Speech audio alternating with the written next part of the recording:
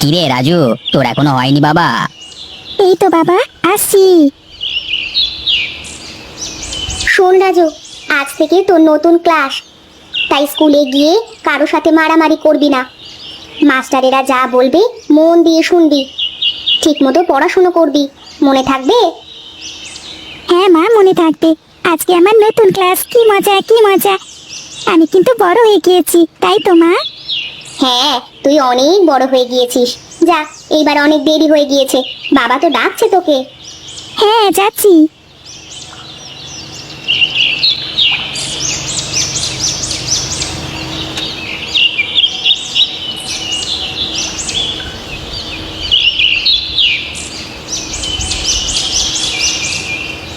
মা কি বলেছে মনে আছে তো?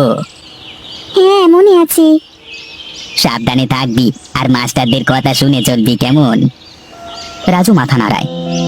রাজুর বাবা রাজুর মাথায় হাত বুলিয়ে দেয় আর বলে, যা এবার স্কুলে যা।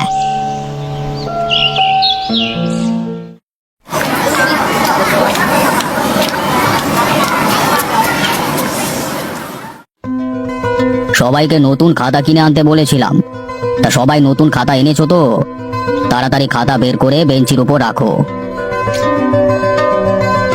সবাই খাতা বার করলো, কিন্তু রাজুর খাতা কেনা হয়নি।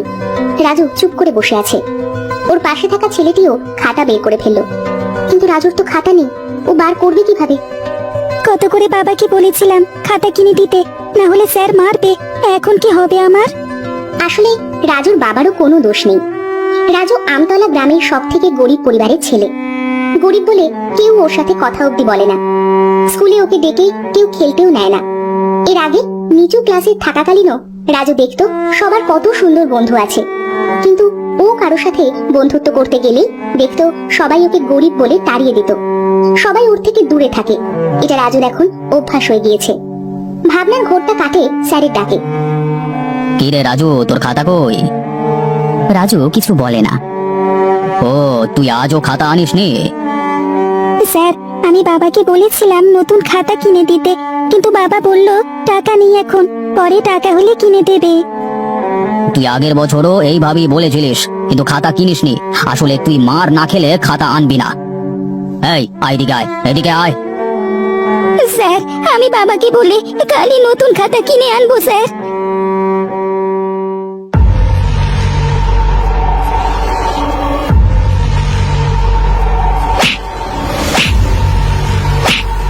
কালকে খাতা কিনে না আনলে আবার মার খাবি। যা, এবার বেঞ্চে গিয়ে বস। রাজু চুপচাপ কাঁদো কাঁদো মুখে গিয়ে বেঞ্চের ওপর বসে পড়ল। এরপর একটা একটা করে ক্লাস হয়ে দুপুরের টিফিন হলো। টিফিনের সময় সবাই বাড়ি থেকে টিফিন নিয়ে আসে, কিন্তু রাজুদের অবস্থাও তো ভালো না, তাই ও টিফিন আনতে পারে না, না খেয়েই কাটিয়ে দেয়। টিফিনের সময় ক্লাসরুম ছেড়ে রাজু স্কুলের সামনে মাঠে গেল। মাঠের উপর বাচ্চারা খেলা করছে, কেউ কেউ আবার দোলনা চড়ছে। মাঠের পাশে একটা গাছতলা আছে, রাজু ওখানে গিয়ে বসলো। এমন সময় একটা ছেলে ওর পাশে এসে বসলো। দেখে মনে হলো খেলতে খেলতে হাতে একটু চোট পেয়েছে। ছেলেটাকে দেখে রাজু চিনতে পারলো। এই ছেলেটা ক্লাসে ওর পাশেই বসেছিল। তোর নাম কি রে? তুই এখানে একা বসে আছিস কেন? আমার নাম রাজু, আমার কোনো বন্ধু নেই, তাই একা একা বসে আছি। তোর নাম কি? আমার নাম বিজয়। তোর কোনো বন্ধু নেই কেন? আমি গরিব বলে কেউ কথা বলে না আমার সাথে। টিফিন করেছিস? টিফিন দেয়নি মা। আমাকে বলতে পারতিস, আমার বাড়ি থেকে টিফিনে অনেক খাবার দেয়, একা তো খেতে পারি না, তাই এর পর দিন থেকে একসাথে খাবো। হ্যাঁ, আচ্ছা শোন না, তুই আমার বন্ধু হবি? কথাটা শুনে রাজু ভাবে এই প্রথমবার কেউ ওকে বন্ধু হওয়ার কথা বলল। ওর মুখে নতুন বন্ধু পাওয়ার একটা হাসি খেলে গেল। হ্যাঁ। ঠিক এমন সময় ক্লাসের জন্য ঘন্টা বেজে উঠল। টিফিন শেষ, ওরা দুজনেই ব্যস্তভাবে ক্লাসে গিয়ে বসলো। এরপর ক্লাস শেষে স্কুল ছুটি হলো। স্কুল ছুটির পর রাজু বেরিয়ে একা একা হাঁটতে লাগলো। গ্রাম্য পথ, পাশে গাছপালা, দু একজন বাচ্চা সেই পথ দিয়ে বাড়ি ফিরছে। এমন সময় বিজয় পিছন থেকে সাইকেল নিয়ে এসে বলল, কি রে রাজু, তোর সাইকেল নেই? না। আমারটাই ওঠ আর চল। রাজুর মুখটা হাসিতে ভরে যায়। রাজু সাইকেলে ওঠে, তারপর ওরা গ্রাম্য পথ দিয়ে বাড়ির দিকে যায়।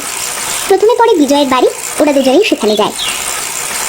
একটা দোতলা অনেক বড় বাড়ি, নিচের তলায় কত বড় বারান্দা। বারান্দায় একটা চেয়ারের উপর বসে আছে সুন্দর পোশাক পরা একটা লোক। উনি বিজয়ের বাবা। উঠোনের দুই পাশে ফুল গাছ, মালি তার যত্ন নিচ্ছে। আর রয়েছে একটা ধানের গোলা। উঠোনের উপর গিয়ে সাইকেলটা রেখে বিজয় ওর মাকে ডাকে। তখন ওর বাবা বলে, তোর সাথে ওটা কে রে? ও রাজু, আমার বন্ধু, আমি ওর সাথে খেলতে যাব। তোর বাবার নাম কি? ও হরিহর দাস। ও, তুই হরিহরের ছেলে? হ্যাঁ বিজয়, ঘরে যা, কোথাও খেলতে যাওয়া হবে না। তোকে বলেছি না এসব গরিবদের সাথে বন্ধুত্ব করবি না। ওর বাবা আমার জমিতেই চাষ করে, যা ঘরে গিয়ে পড়তে বস। রাজুরা যেমন গরিব, বিজয়রা তেমন বড় লোক। ওদের বিশাল বড় বাড়ি, অনেক জমি, অনেক টাকা, ওদের সব আছে। ওরা খুবই সুখী। তবে ওরা গরিবদের সাথে কথা বলে না। বিজয়ের মা নিচে নেমে বিজয়ের ড্রেসটা খুলতে খুলতে একই কথা বলে। তারপর অন্য জামা প্যান্ট পরার সাথে সাথে বিজয় কোনো কথা না শুনে রাজুর সাথে বাড়ি ছেড়ে গ্রাম্য পথ দিয়ে ছুটতে থাকে। ওরা দুজনেই এইবার রাজুর বাড়িতে যায়। খড় দেওয়া মাটির একচালা বাড়ি। সেখানে বিজয় আর রাজু যাওয়ার সাথে সাথেই রাজুর মা রাজুকে বলে, কে এটা রাজু? আমার বন্ধু মা, ওর নাম বিজয়। বিজয়, বেশ মিষ্টি নাম তো। সারাদিন তো খাসনি, চল তোরা দুজনেই এইবার খেয়ে নিবি, চল। এরপর বিজয় আর রাজু দুজনেই ঘরে গিয়ে খেয়ে নেয়। মা, আমরা পাশের মাঠটায় খেলতে যাচ্ছি। সাবধানে যাবি আর তাড়াতাড়ি ফিরে আসবি। এরপর বিজয় আর রাজু রাজুদের বাড়ি ছেড়ে পাশের মাঠে যায়। গ্রাম্য পথ, পথ পেরিয়ে একটা বড় মাঠ। মাঠের মাঝে গরু চড়ে বেড়াচ্ছে।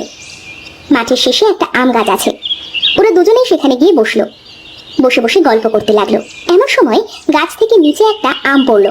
ছু মেরে আমটা নিয়ে রাজা উঠে দৌড়তে লাগলো আর বিজয়কে বলল, আম নিতে গেলে আমাকে ধরতে হবে আগে। ও, এই ব্যাপার, তবে রে দাঁড়া বলছি, আমটা দে আমায়। এই বলে বিজয় ও রাজুর পিছন পিছন ছুটতে লাগলো। দুজনেই বেশ মজা পাচ্ছিল। কিন্তু এমন সময় ঘটে গেল একটা অঘটন। বিজয় দৌড়তে দৌড়তে গরুর দড়িতে বেঁধে ছিটকে পড়লো সামনে। ওর জামাতে ও সারা গায়ে মাটি লেগে গেল। ওর পায়ে একটু কেটেও গেল। রাজু সাথে সাথে ভয় পেয়ে গেল। বিজয়কে তুলে ওর গা হাত পা ছেড়ে দিল। তারপর আর খেললো না ওরা। বাড়ি যাব, পায়ে একটু লেগেছে। আচ্ছা চল, তোর বেশি লাগেনি তো? না না। রাজু বিজয়কে ওর বাড়ি দিয়ে আসতে গেল, যেহেতু বিজয় পায়ে একটু চোট পেয়েছে।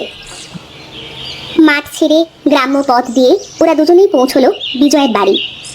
তখন ওর বাবা কোনো এক চাকরকে ডেকে গিয়ে বলছে, বিজয়ের বাবার রাগ দেখে বিজয় ও রাজু দুজনেই ভয় পায়। তারপর ওরা মাথা নিচু করে বাড়ির উঠোনে গিয়ে দাঁড়ায়। বিজয়ের বাবা বিজয়কে ওই অবস্থায় দেখে বলে, তোর পা কাটলো কি করে? তোর গায়ে মাটি মাখা কেন? তুই ওই চাষা ছেলের সাথে খেলতে গেলি, তোকে বারণ করা হলো, শুনলি না?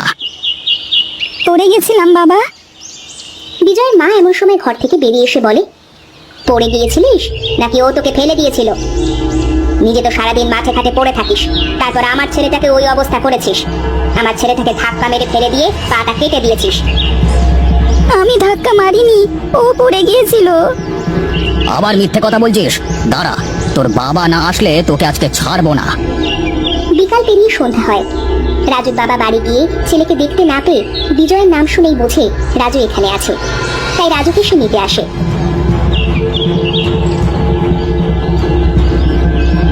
তখন বিজয়ের বাবা উঠোনে নেমে এসে বলে, কিরে হরিহর, তোর ছেলে আমার ছেলেকে ফেলে দিয়েছে, তা কি জানিস? বিজয়, এই বিজয়। ভিতর থেকে বিজয় বেরিয়ে এলে